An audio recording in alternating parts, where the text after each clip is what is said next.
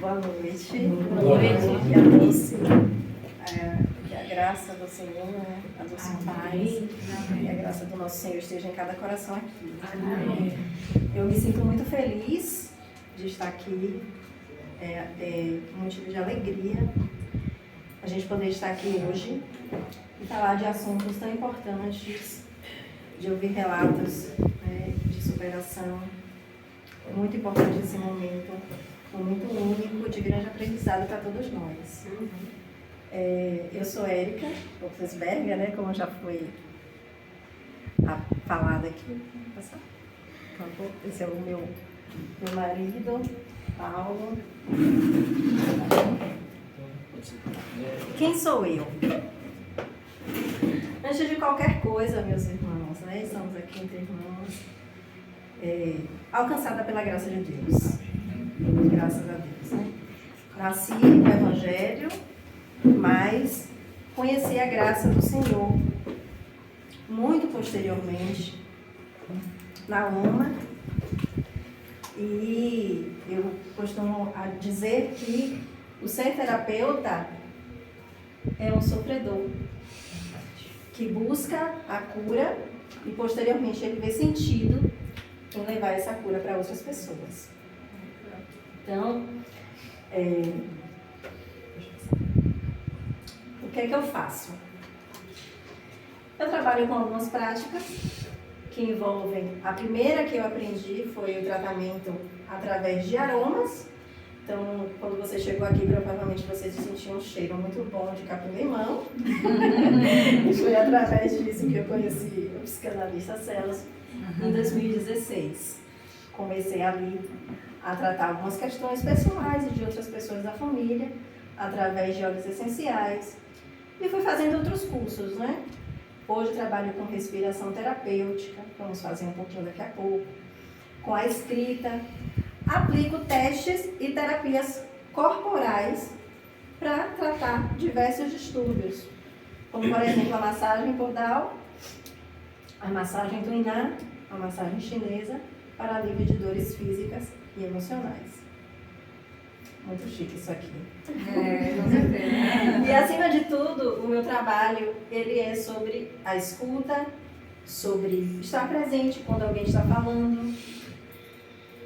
Eu sempre falo que no meu espaço não existe lugar para julgamentos. Não existe. Então é sobre escuta, sobre presença, sobre cuidado. Quero convidá-los. Já vamos começar aqui com uma aula prática. Como que a gente pode lidar com a ansiedade? Uma das principais técnicas para lidar com a ansiedade é respirando. Então, eu vou convidá-los a se colocarem de pé.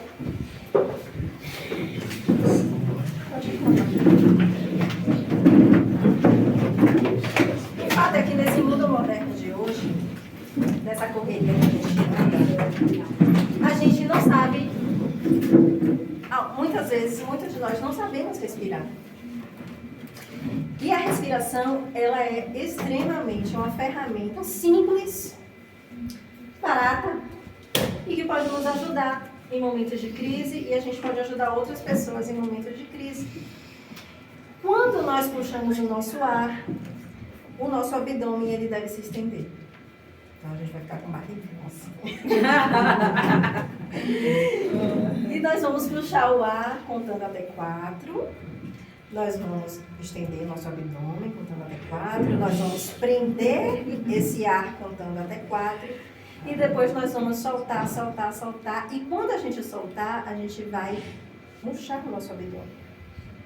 É um exercício de respiração terapêutica. Vamos lá? Contando até 4, botando a barriga pra frente. 1, 2, 3, 4. Prendeu? 1, 2, 3, 4. Soltando, murchando a barriga. 1, 2, 3, 4. Vamos fazer de novo? Quem aprendeu? Vamos lá. Puxando lá. 1, 2, 3, 4. Prende.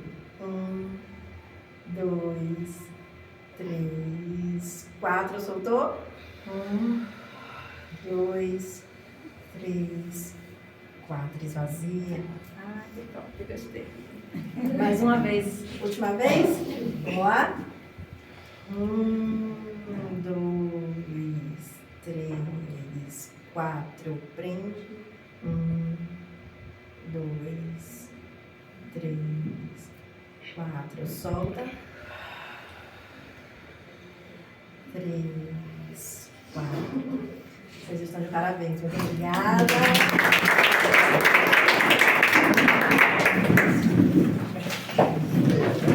Eu costumo dizer que a nossa mente é como um jardim.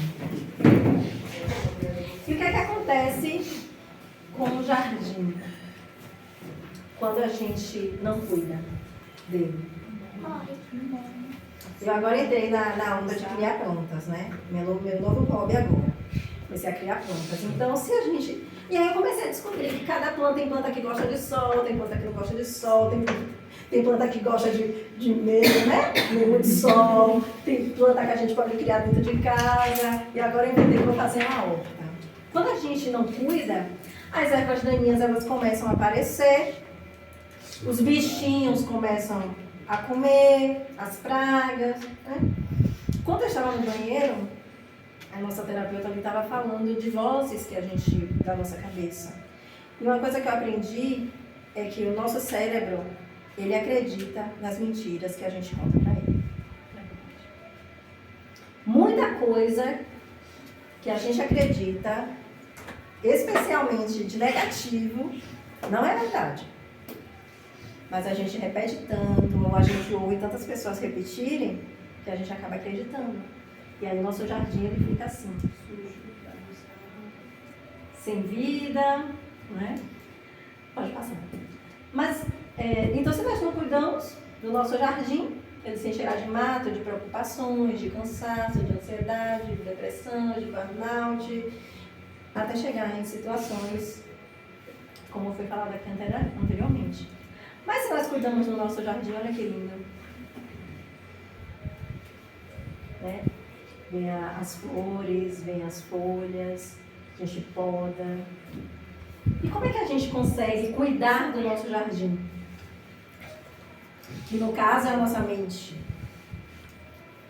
Com pausas, com descanso, com orações.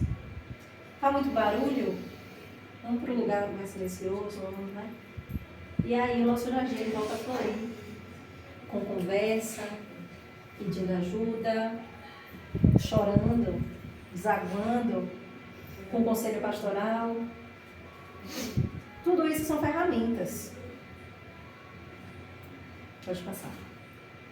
E eu fico muito feliz, gente, de verdade, de estar aqui hoje falando para pessoas que estudam teologia também, né? E que não estudam tudo em casa, sobre isso. Porque é necessário realmente quebrarmos muitos paradigmas, muitos em relação à ansiedade, depressão e tudo que já foi falado aqui. Então, a proposta dessa palestra é deixe o cuidado te abraçar, né? Se acolha, mesmo que seja por alguns minutinhos. Quem aqui sentiu diferença nessa respiração? Só de respirar. Mais calmo, mais calmo. Não é diferente? Muito. Eu aprendo que acontece. Oxigênio. Cada paciente saindo, a gente faz. Exato. O que é saúde mental? Segundo a Organização Mundial da Saúde, saúde mental é um estado de bem-estar importante, no qual o indivíduo ele percebe as suas próprias habilidades, ele se sente capaz de lidar com os estresses normais. Não é normal que a nossa vida tenha estresse, né? Do dia a dia, do trabalho, correria, filho, casa, marido, clientes, pacientes e tudo mais, é natural. São os estresses normais da vida, mas mesmo assim, quando a pessoa ela está com esse bem-estar, ela segue trabalhando de uma forma produtiva e contribuindo com a sua comunidade. Contribuindo com a empresa que trabalha, contribuindo com a igreja, com o seu próprio negócio, com a sua sociedade no qual está inserido. E o que é ansiedade e depressão? Segundo a Organização Mundial da Saúde, a ansiedade ela é uma resposta natural ao estresse. Então, a ansiedade, se nós formos olhar por um lado, é uma resposta natural do nosso corpo. Né? Mas o que é que acontece? Quando é que ela começa a se tornar uma vilã? Quando ela é frequente, quando ela é intensa e quando ela passa a prejudicar a qualidade de vida. Que é alguns sintomas que a pessoa sente quando ela está com uma crise de ansiedade? Mais comuns. Taquicardia, sensação que vai morrer, falta de ar, tremor no corpo, tem pessoas que tremem e não conseguem ficar em pé, tontura, síndrome intenso, choro intenso. Tem pessoas que se coçam também. Isso, começam a criar problemas na pele. E a pele, quando vem para a pele, é porque alguma coisa no nosso corpo já não está mais suportando um processo, precisa colocar para fora e é na pele que...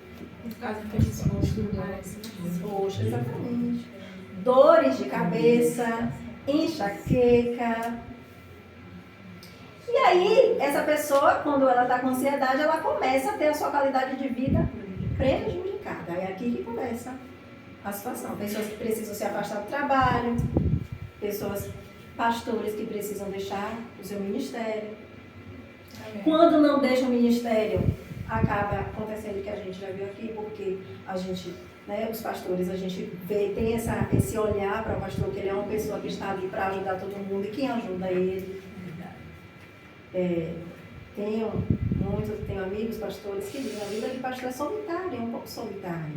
E o pastor ele tem que ter outra pessoa, o líder espiritual, ele tem que ter alguém para desaguar. Senão não aguenta. Segundo o Ministério da Saúde, a outra vilã aqui. A depressão é uma tristeza. Só que ela é qualquer tristeza, gente? Não. Ela é uma tristeza persistente. Ocorre a perda de interesse. Interesse por quê? Por atividades que a pessoa já fazia, que a pessoa fazia com tranquilidade, que a pessoa fazia de uma forma muito natural. E aí começa a ser muito cansativo, começa ao cansaço extremo aqui como uma das características da depressão. Alterações no sono, no apetite. E começa a interferir na saúde como um todo. O que eu mais tenho visto começa com ansiedade. Na verdade, não começou com ansiedade, né? A ansiedade, ela é natural. As crises de ansiedade é uma resposta, é um processo, é um resultado. Mas ela não começou, os sintomas, eles não começaram ali. Eles começam bem antes. Mas, mais importante do que o que a gente viu aqui, o que é a ansiedade, as definições, né? Antes de ser um nome, a ansiedade, a depressão, antes de ser um diagnóstico, essas condições, elas são o quê? O pedido da nossa mente, o pedido do nosso corpo, dizendo o quê? Me ouça. Tem alguma coisa de errado. Está acontecendo alguma coisa aqui comigo? Me acolha, me dê um tempo, me ouça, porque precisamos ajustar. Mas o que é que a gente faz muitas vezes? Depois, médico agora não. Remédio? Nem pensar. Essa que vos fala, em tempos passados, tinha uma grande dificuldade. Não sou doida. Não preciso. Verdade. Quais são os fatores que contribuem para a ansiedade? Fatores genéticos. Genética da pessoa, DNA, já pode ter informações ali da ansiedade.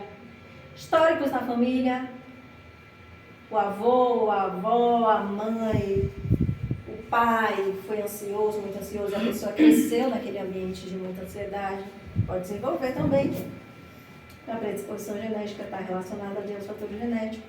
Muito estresse, muita pressão, aquela vida atribulada, né? Pode causar ansiedade. Traumas, situações muito dolorosas que a pessoa viveu. Até então ela não tinha ainda experimentado, mas depois de um fato extremamente estressante, que algumas pessoas vão chamar de estresse pós-traumático, pode acontecer.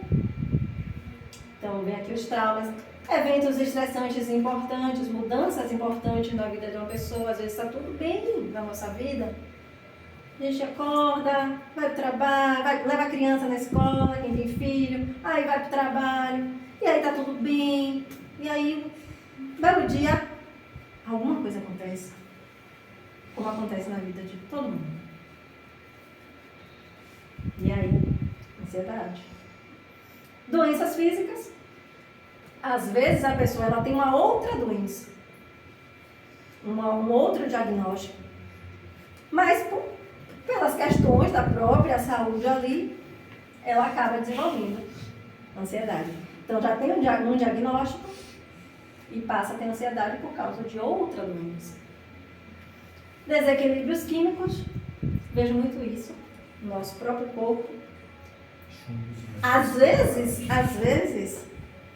a ausência de Deus é uma falta de uma vitamina. É um hormônio que está desregulado. Vejo muito isso. Faz um testezinho, uma leitura, bate lá, ausência de vitamina. Não sei o que está acontecendo comigo, estou tomando remédio e tal, e não está funcionando, e a ansiedade. Às vezes a B12 está baixa. Desequilíbrio nos neurotransmissores, serotonina, GABA, entre outros. Uso de substâncias. Essas substâncias podem ser as substâncias tanto de medicações ou outros tipos de substâncias. Pode levar aqui, ó o caso que o Celso falou, a crise da pessoa, tomava medicação, não podia misturar com álcool, misturou, deu pane no sistema. Acontece. Falta de sono adequada,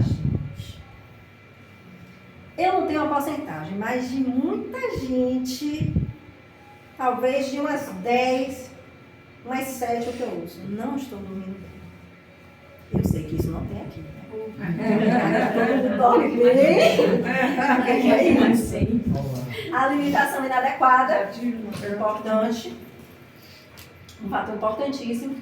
Falta de exercícios físicos. Uma vida irregular, né? Falta de exercício físico não é bom, né? E para a depressão. Os fatores para a depressão são muito parecidos. Tem alguns fatores que são bem histórico familiar. A mãe sofre de depressão, o pai, e a pessoa convive naquele ambiente. Eventos estressantes, mudanças na vida, outros transtornos psiquiátricos, olha aqui, a ansiedade, o transtorno obsessivo, o toque, e outros podem estar associados à depressão.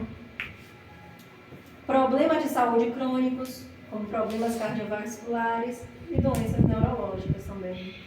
Pode levar a pessoa, pacientes com problemas neurológicos, muitas vezes está associado à depressão. Fatores biológicos, os neurotransmissores, serotonina, dopamina, quando estão desregulados. Fatores ambientais, que seria isolamento social, falta de suporte social, ambiente de trabalhos estressantes. A gente ouviu muito essa palavra isolamento social na pandemia. O que é que aconteceu? Pós-pandemia, depressão e ansiedade geral. Fica em casa, não saia de casa, né? E aí a pessoa sozinha, e mente vazia, oficina, né? E aí, uso de medicações, falta de atividade física, dieta pobre em nutrientes. Então, a gente vê que são fatores. E muitas vezes, onde está uma, está a outra. Né? É muito comum. Pessoas que têm um problema de outro. Mas o que você pode fazer por você? Importante. O que você pode também fazer? Incentivar outras pessoas a fazerem por elas, né? Reservar uns momentos breves de pausa ao longo do dia. Tem dias, pegando meu pé, um exemplo. Preciso beber água, hoje eu ainda não bebi. Gente, respirar. É respiração consciente, não é vou andando e vou respirando, não. É parar, é ter presença, Não, eu vou relaxar aqui um pouco, eu estou acelerado. Então, preciso respirar, né? Ou antes de dormir também pode ser feito esse mesmo exercício que a gente fez. A escrita. Eu, trabalho muito nessa questão de contos, né? De histórias infantis, por exemplo. É uma abordagem que eu faço. A gente pega uma história, analisa uma história, e a partir dessa história a gente começa a escrever. Escrever o que a gente sente é muito bom. Colocar no papel, você vai ver, se você começar a fazer isso, você vai ver o tanto de coisa que vai sair ali. Minha foto é muito isso. Depois para você acaba de dar risada. E às vezes, se você guardar, e aí você pega para ler depois, Não tinha lembro só disso aí. você começa a nossa, olha o que eu escrevi naquele dia. Escrever cartas para você mesmo. Faça algo que te dê prazer, de preferência todos os dias. Como ouvir uma música, ver o céu, caminhar, brincar com seu filho, brincar com seus pets, falar com sua mãe no telefone. Enfim, eu não sei o que é exatamente, porque cada um de nós somos seres únicos.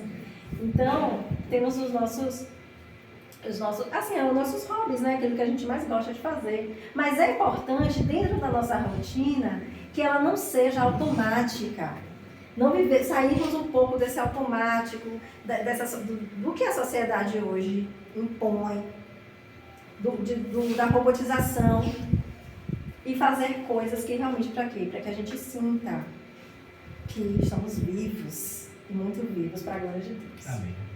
Né? Não é menos importante esse aqui, ó, procure um apoio. Procure apoio de profissional, procure o psicanalista, procure o médico, procure as pessoas que Deus deixou, que deu sabedoria para cuidar da gente. E também procure pessoas que sejam de sua confiança, né? Conversar, ou colocar para fora, pessoas que você confie, líderes espirituais que você confie, sejam pessoas realmente de Deus, íntegras, e que você sabe que ali você pode confiar, né? E que isso não vai, que as suas questões não vão ser colocadas, e isso é muito bom. Pode passar. Agradecimento. Saímos da zona só de reclamar, mas temos a alma agradecida a Deus por tudo que Ele nos oferece, pelo alimento, pela roupa que vestimos, pelo calçado, pela família, pela vida, pela nossa história, por tudo, né? Porque sabemos que até mesmo os nossos momentos de dores, eles cooperam, né, para o nosso bem. Então, pode pensar. Então, você pode pensar em algo que te traz paz, né, que te traz leveza. Né? Tire momentos do seu dia. Você teve um momento bom naquele dia? Tá em um momento estressado, aí você pode se lembrar. Olha, aconteceu aqui, tá? Você vai vendo sentimentos. Eu converso muito com os meus interagentes. Quais são os seus sentimentos? O que é que permeia o seu coração? Quais são os sentimentos que você tem? E aí a gente começa a perceber, quanto mais doente, muitas vezes não tem as suas emoções. Existem pessoas que estão doentes, mas elas são extremamente positivas, elas são extremamente confiantes, elas têm uma fé muito grande, mas isso tem se tornado raro. Então eu sempre converso, olha, do que você tem medo? Eu tenho medo de morrer. Então precisamos trabalhar esse medo, porque se a gente pensa que vai morrer, o que será que vai acontecer, né, gente? Então nós vamos adiantar. Pode passar. Então, ter um coração grato, Pode passar. Pode passar. Agora eu vou trabalhar com vocês um pouquinho do que eu faço. Só uma amostra. Vou contar para vocês uma história.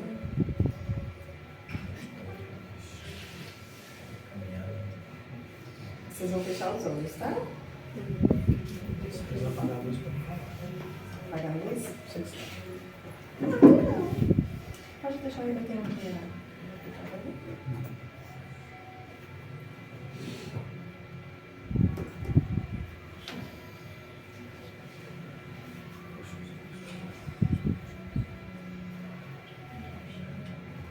Vamos lá. Podemos desligar as luzes, né? Para uma melhor experiência. Mantém atrás de você. De baixo. Isso, obrigado. Quer que apague aqui? Eu acho que não fica bom. Tá bom? Pronto. Então, nesse momento, eu quero convidar vocês a fechar os olhos. Nós estamos aqui em um local seguro, né, entre pessoas queridas, pessoas amadas. E eu quero que você se imagine caminhando em um jardim tranquilo, criado pelas mãos do Senhor. As árvores, elas balançam suavemente com o vento. O ar é puro e fresco. E cada respiração que você faz, nesse momento, você sente o peso da ansiedade começando a se dissolver. Ao longe, você ouve o som de um riacho correndo, com uma melodia que Deus compôs para acalmar o seu coração. Você segue esse som e encontra um lago sereno, de águas cristalinas. E na superfície, o céu azul se reflete, lembrando da promessa do Senhor. Deixe-vos a paz, a minha paz vos dou. Você se senta à beira do lago e você fica em silêncio. E você coloca tudo diante de Deus. O que é que tem que tirar da sua paz? Coloque isso diante dele. Você toca a água com as suas mãos. E você sente como se ela estivesse refrescando a sua alma, trazendo descanso e esperança. Cada respiração é como um suspiro de oração. Você expira a presença de Deus e você expira a ansiedade. Você inspira a presença de Deus e expira a ansiedade. O Senhor te envolve com cuidado e sussurra no seu coração: lance sobre mim toda a sua ansiedade, porque eu cuido de ti. Ali, no lago, junto ao lago, você entende que a paz verdadeira, ela não depende das circunstâncias, mas da presença constante de Deus ao seu lado. E é assim, como esse lugar tranquilo está sempre ali, o Senhor também está perto de você, sempre pronto para renovar as suas forças. Você se levanta com o coração leve e volta pelo mesmo caminho, levando a certeza de onde quer que você vá. Onde quer que você vá, a paz de Cristo guardará sua mente e o seu coração. Amém. Abre os olhos.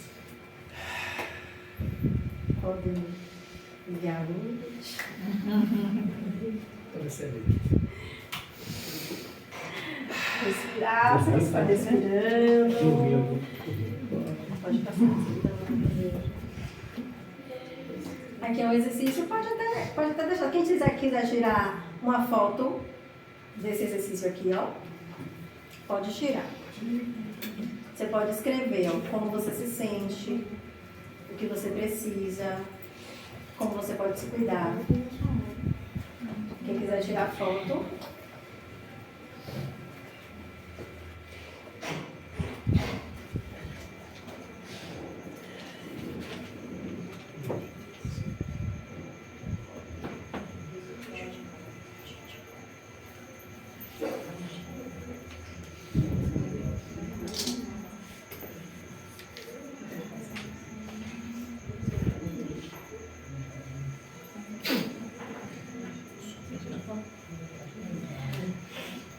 Vamos agora fazer mais um exercício.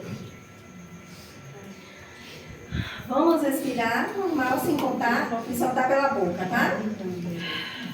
Como é que a gente inspira? Como é que a gente puxa o ar quando a gente vai respirar? A barriga fica como? E quando a gente solta, a gente murcha, né? Mais um exercício aí. E aí, quando você soltar, você pode imaginar aquele peso, né? Aquele cansaço, aquele estresse que você está sentindo no momento de ir embora. Pode passar.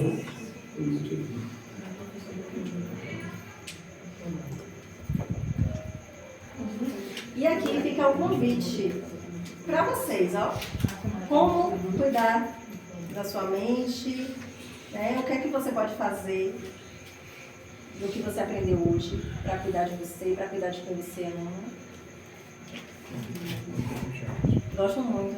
A pessoa está com depressão, deixa ela quietinha, cobre ela, faz um chazinho, um abraço, deixa ela uma pipoquinha, vamos ficar aqui quietinho. Aconchego, acolhimento, sem julgamento. E aí a ferida ali, ela vai aos pouquinhos, cicatrizando. Pode passar. A vida lá fora, ela exige muito da gente. Mas dentro do seu coração, o que é que você tem regado? Quais são os seus sentimentos? Sentimentos que viram pensamentos, que viram atitudes, que viram resultados. Pode passar. Então deixa eu cuidar de te abraçar, não como um luxo, mas como um recomeço, porque você merece por você.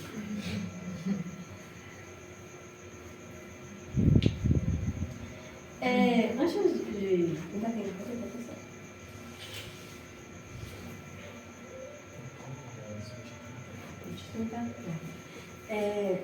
Muito tempo, né? Eu ouvi isso há muito tempo. Falta de Deus. Antes da gente partir para as perguntas, mas eu fico, e eu estava até conversando com o meu marido hoje, imagine, Davi, Salmo de Davi, que a gente vê ali muita tristeza. Muita tristeza. Eu não posso dizer, porque aí seria, talvez, os teólogos aqui, uma exegese, que ele estava deprimido. Não? Mas, com certeza, uma tristeza muito profunda. Não sei se eu não me engano. Tem vários, né? 51, extrema tristeza. Filhos de Corá, 42, 43. Tem 42, 43, os filhos de Corá. Jeremias, profeta chorão. Ana, o que dizer de Ana?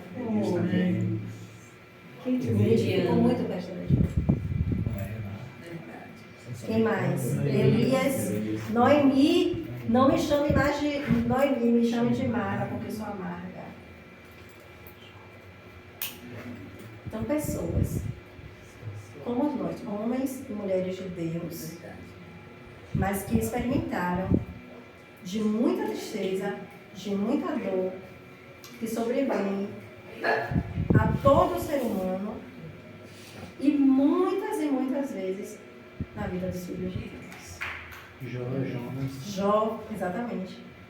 Jonas. Quem mais? Sempre que a gente for buscando, a gente vai ver, né? É verdade. Então, precisamos realmente olhar para as pessoas e muitas vezes para nós mesmos, para sermos curados e ajudarmos a outras pessoas a serem curadas, com esse olhar de misericórdia com o outro, né?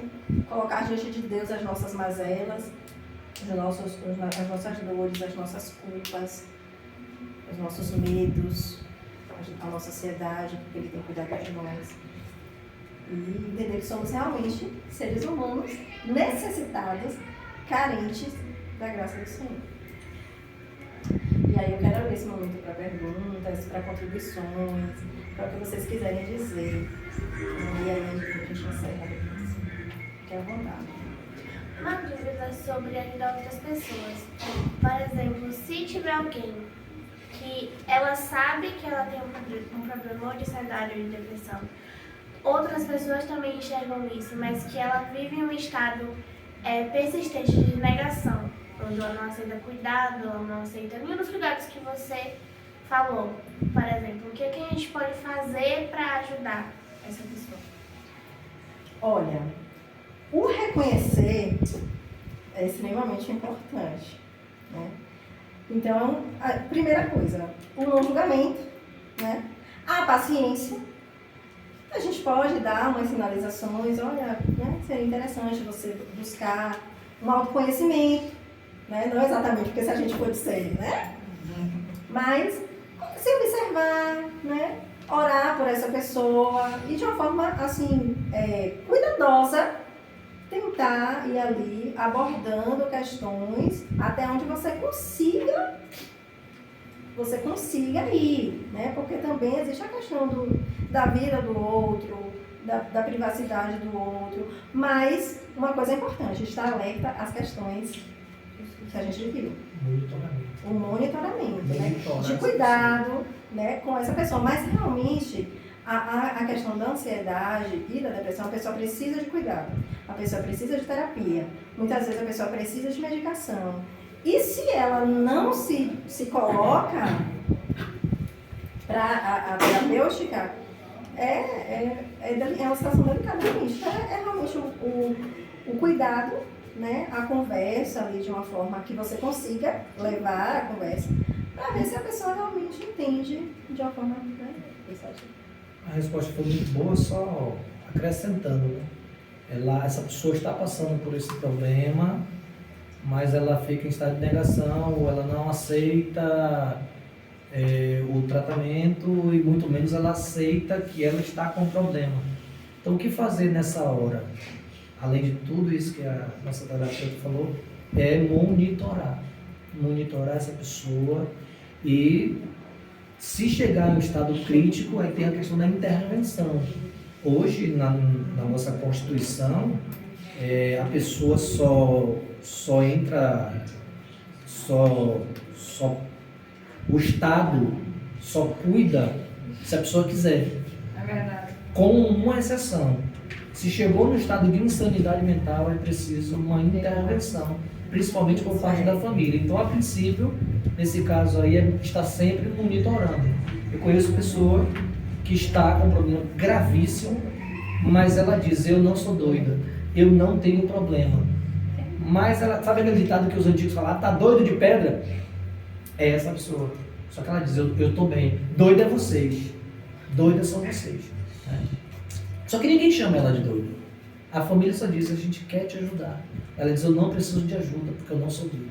Então, o que é que eu orientei a família? Monitorem, já que ela não quer. Continuem monitorando a situação e quando precisar de uma intervenção, aí vocês têm que ser fortes o suficiente para intervir. A princípio, essa intervenção pode ser um pouco mais dolorida, mas o objetivo é recuperar essa pessoa. E às vezes também esse estado da pessoa de negação, com o tempo a pessoa pode ir caindo na real. Muitas vezes a pessoa, por culpa, poxa, eu não queria estar sentindo isso. Às vezes a própria pessoa se culpa e ela não quer externar.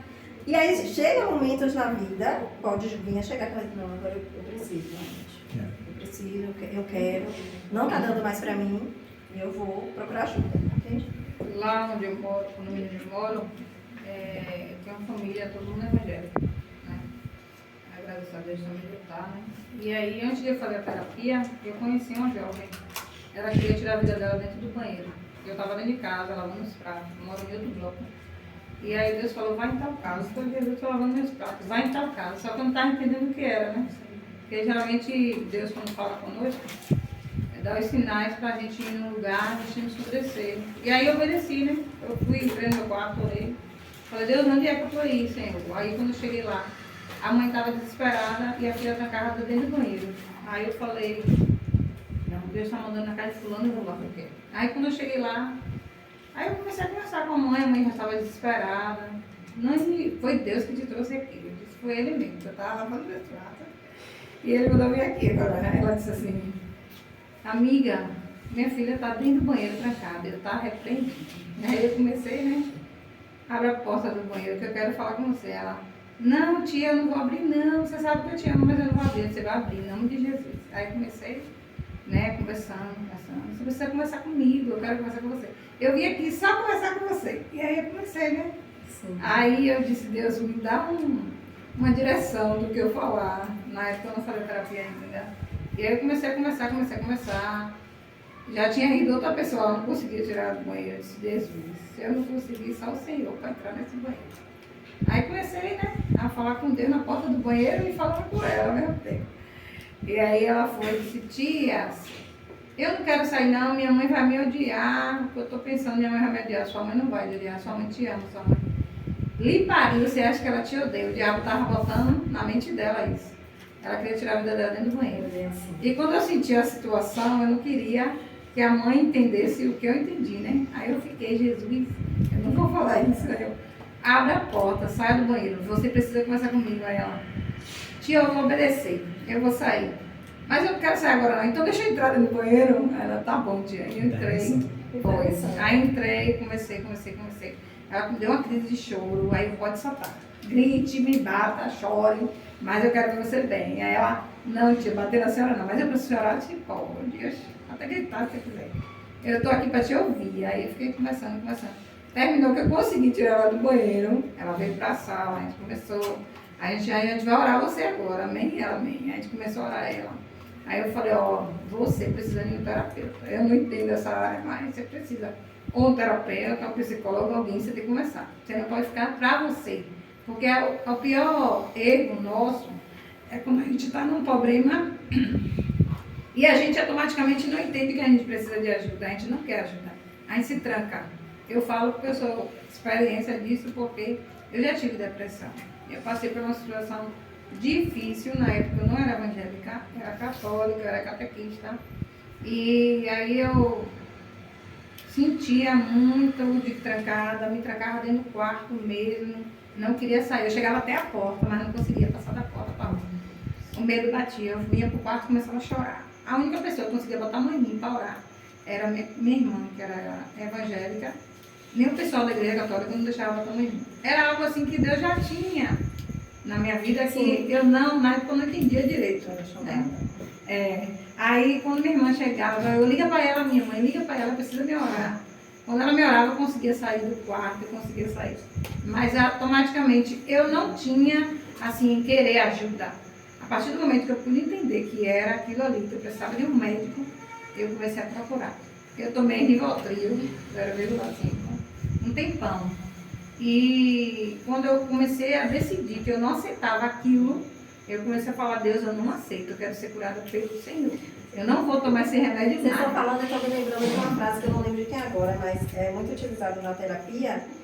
Antes de você curar o doente, pergunte se ele quer ser curado. É verdade. Jesus, todas as vezes que ia curar alguém, perguntava, né? Você quer ser curado? Mas tem Se a gente não O que quiser. é importante. Eu tenho 2 sobrinhas que passou por esse processo de ficar se cortando. Na semana passada eu estava na igreja, deu uma crise de choro do nada. Eu disse, Deus está dando livramento de morte de alguém. Só que na hora Deus não me passou quem era. E aí você vai receber uma ligação. Vê isso na mente. Quando eu cheguei em casa, automaticamente minha sobrinha tinha se cortado toda no braço. E depois tomou 10 comprimidos de azepam. A sorte foi uma criança. O filho da minha outra sobrinha viu. E aí acionou a mãe. Bora levar ela para o hospital. Aí chamou um carro de pressa e deu socorro. Fizeram uma lavagem nela. Então é uma coisa que a gente automaticamente já sinaliza. Tipo, você está vendo sua filha vestir uma roupa de manga, deixa eu ver porque você está vestindo. Entende? E muitas das vezes a gente que é mãe, a gente não entende isso. Ah, tá vestindo roupa de manga porque tá com frio, mas não analisa. Não precisa nem perguntar, disfarça, passa a mãozinha assim de leve. Ou se ela não vestia antes, se ela tá vestindo agora, Isso. né? A mudança de comportamento. Muda logo. Só isso. Uma coisa assim, a gente falou, né, sobre... Eu queria saber, porque eu tenho uma colega minha que ela sofre de depressão. Ela já tentou se matar muitas vezes. Porém, a depressão dela é ligada à dependência emocional que ela tem do marido dela. Sempre que ele está presente em casa, porque ele já traiu ela diversas vezes, mas ela não consegue terminar o relacionamento. Nossa. Ele insistiu para ela começar um tratamento. Porém, essas pílulas que tomam, além de engordar ela, dava muito sono. Ela não conseguia fazer as coisas de casa. E nisso ele sumia de casa, ia para outra cidade que passava dias sem aparecer. Aí quando voltava, ela perdoava, mas começava a tentar se matar de novo. Tipo, ela só estava bem quando ele não estava perto. Sempre que ele voltava para casa, ela tentava se matar e sempre ficando na UPA, internava, mandava pro geral. Eu queria saber se a dependência emocional em si tem algum tratamento diferenciado da ansiedade ou da depressão. Porque a dependência emocional liga aos outros fatores, não é isso? Tem os fatores relacionados que podem causar. Essa questão dela tem, pelo que eu observo, inclusive, enquanto você falava, o psicanalista aqui deu um possível diagnóstico, né? Mas existem questões que são extremamente profundas, né? A gente olha para a situação dela e fala uma dependência emocional do marido. Mas se a gente for analisar a história de vida dela, de situações que ela viveu, histórias, né, às vezes está dentro da própria casa e outras questões, porque o terapeuta, né, falando aqui do meu trabalho, a gente olha o ser humano corpo, mente e espírito. É verdade. Né? Então, existem várias questões que precisam ser consideradas. A terapia é importante, ela procurar esse conhecimento, por que ela tem essa dependência, que não está relacionada diretamente ao marido, mas de toda uma história de vida, e através desse conhecimento, pode ser através da psicanálise, da psicologia, de outras terapêuticas, né, que ela vai buscando isso. A questão do amor próprio, né, dela começar esse trabalho de primeiro gostar de si, para depois gostar de outra pessoa, amar outra pessoa, e que também tem a ver, provavelmente, com a história de vida dela, características, né, crenças limitantes. Então, tem toda essa questão que quando a pessoa ela não entende de onde vem, aí a cabeça realmente fica bagunçada. Se o marido é uma pessoa aberta, não sei, e quiser salvar essa relação, uma terapia de casal, por que não, né? Se ele tem esse interesse, e ainda tem esse interesse de resgatar, porque eu acredito no resgate das relações, independente de como tenha chegado, mas se as duas pessoas elas têm interesse em mudar a história, né? É possível, senão, se um dos dois não quer. Até porque a traição é desvio de caráter. E a personalidade a gente já nasce com, né? A gente já tem a nossa persona, né? Mas o caráter ele pode sim ser moldado se a pessoa quiser, estiver disposta, né? É verdade. Então é muito nesse sentido, buscar ela se conhecer de onde vem essa dependência tão grande. Provavelmente seja por conta da perda precoce do pai. Provavelmente. É possível, não vou dizer provavelmente. Existe muito essa possibilidade, sim. E aí ela vê no marido O que ela me fala é que Salvador. ela sente que o pai foi a única pessoa que amou ela no mundo. E ela perdeu ele, ela tinha 6 anos de idade. Aí ela sente muito medo do abandono também. Porque a mãe dela começou um novo relacionamento e ela ficou de casa em casa com os outros filhos dos pais. Tem toda uma história. Então, aí, essa sua fala já diz alguma coisa. Existem as feridas emocionais.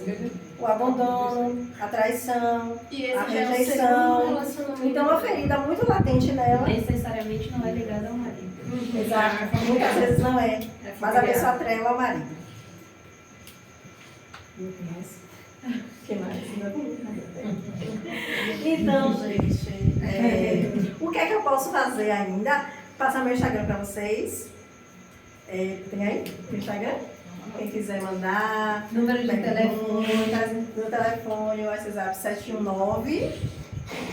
É diferente, 2000-0388. 2000-0388. Daqui. Não é mais Harmonize, eu mudei. Harmonize é uma empresa que eu tenho, mas agora é Érica com H, Hot Terapeuta. Depois eu pedi para Celso passar, porque acho que eu não consigo. Mas o meu e-mail é esse, meu WhatsApp é esse, meu registro terapêutico é esse. E eu agradeço muito a atenção, as colaborações, foi maravilhoso estar aqui mais um dia, cumprindo a missão, falando de um assunto tão importante para nós, né? E que realmente a minha missão de vida é levar essa mensagem. Agradeço o convite, né? Teólogo, psicanalista, teólogo, de todos vocês, foi maravilhoso.